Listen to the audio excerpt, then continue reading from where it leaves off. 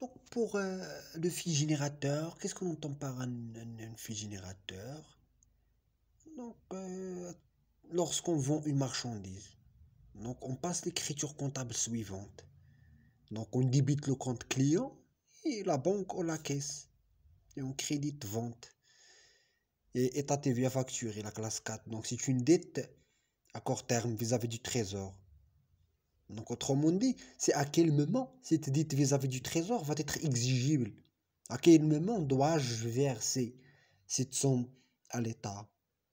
Est-ce au moment de la livraison, de l'encaissement, de la facturation?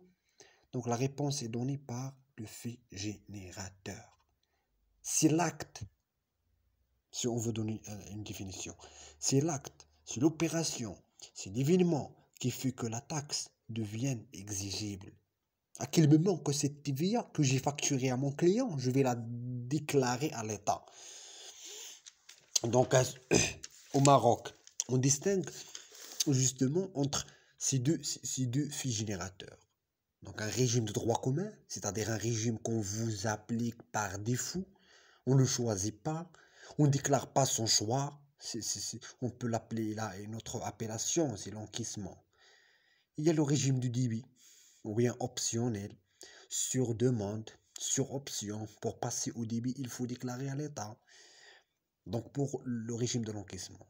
Donc comme son mot l'indique, quel est le fait générateur qui génère l'exigibilité de la TVA? C'est l'encaissement. C'est-à-dire lorsque l'entreprise vend des marchandises, tant que le client n'a rien payé, l'entreprise ne va rien payer à l'État au niveau de ce régime. L'entreprise joue vraiment le rôle d'intermédiaire. L'entreprise perçoit la TVA et il la verse à l'État. En cas d'encaissement, si vous voulez, partiel, en cas d'encaissement partiel, la tranche encaissée doit faire l'objet de la TVA. En cas de règlement par chèque ou par effet de commerce, le fait générateur de la TVA est constitué par la date de l'encaissement effectif du chèque ou de l'effet par le redevable. Donc, par le redevable. Donc, je vous donne dans ce cas, dans ce contexte, dans ce cadre, un cas particulier. Donc, la TVA, c'est son dans l'encaissement. Supposons que nous avons remis un effet à l'escompte. Un effet à l'escompte, ça veut dire l'escompte d'un effet de commerce. Donc, on entend par cela. Donc, c'est lorsque la banque accepte de donner de l'effort, le montant de l'effet, en contrepartie, en retranchant l'agio bancaire. Donc cela se fait avant la date de l'arrivée de la date de l'échéance.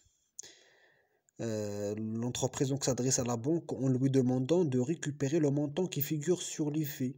Et l'entreprise récupère une somme inférieure au montant de l'effet. Donc cette transaction est considérée comme une dette vis-à-vis de la banque. Donc, ce qui nous intéresse est ce qu'on considère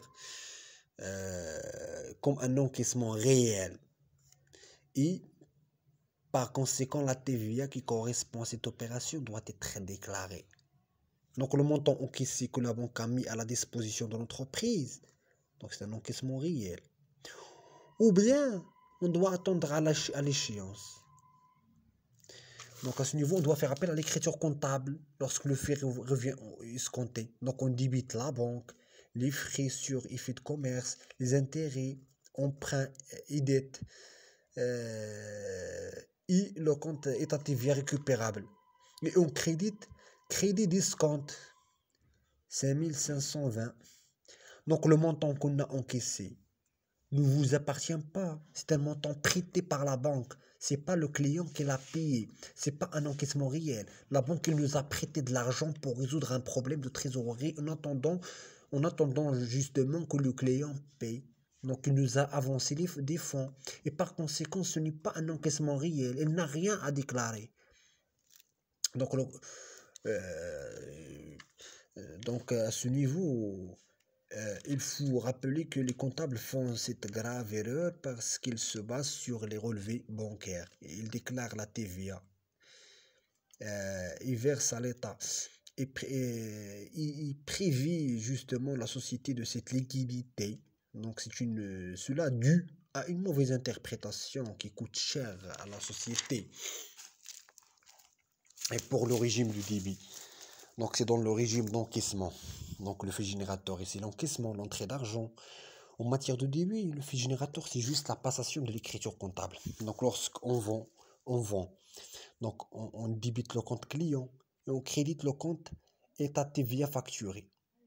Donc une fois qu'on passe cette écriture, la TVA devient exigible. Donc sur la base de la facturation, on passe l'écriture comptable. C'est le régime de facturation. Donc le fait générateur, c'est également la facturation.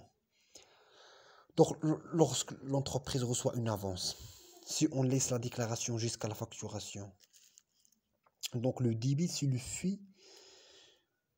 Une fois qu'on débite le compte client, on facture la TVA. Donc il faut déclarer à la fin du mois au lieu de déclarer la TVA encaissée.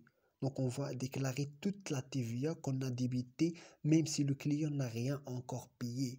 Déclarer toute la TVA qui ont fait l'objet d'une facturation.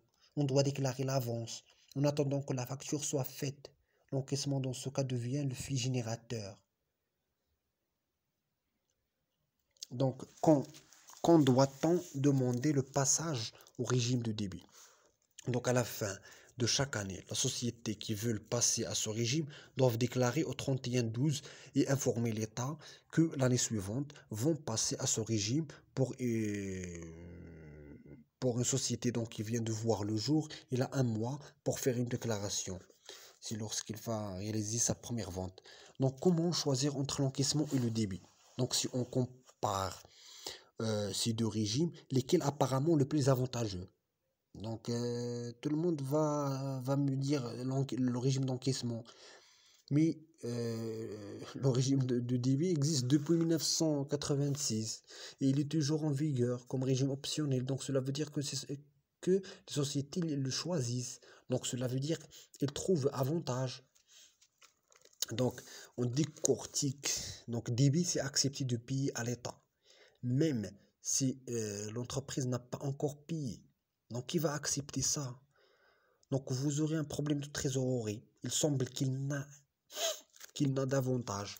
Donc, si vous êtes le comptable de la société, le propriétaire vous a demandé quel est le régime, on peut adopter donc abstraction faite de l'impact sur la trésorerie. Donc, en tant que comptable, quel est le régime qui vous arrange? Donc pour le comptable, le régime le plus simple, là où il n'y a pas de casquette. Donc je facture, je déclare à la fin du mois. Donc je vais prendre mon journal et je vais déclarer. Je vais pas me casser la tête. Parce que l'encaissement, c'est un travail lourd. Donc si on se met à la place des comptables, donc l'avantage du débit pour la gestion, le premier avantage du débit, c'est pour la gestion administrative de la TVA. Si sa simplicité en termes de gestion administrative, donc ça permet d'alléger le coût de la gestion administrative de la TVA. Donc c'est un gain de temps. Donc le comptable aura du temps pour faire autre chose. Donc qui dit gain le temps, c'est de l'argent. Le deuxième avantage, c'est un rapport avec la récupération de la TVA. Donc en matière de récupération de la TVA, on peut se poser la question suivante, qui est le fait générateur de la récupération de TVA.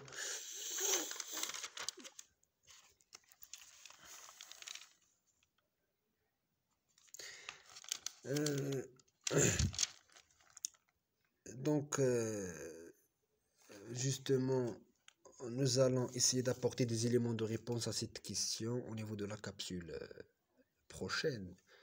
Quel est le fait générateur qui permet la récupération de la TVA?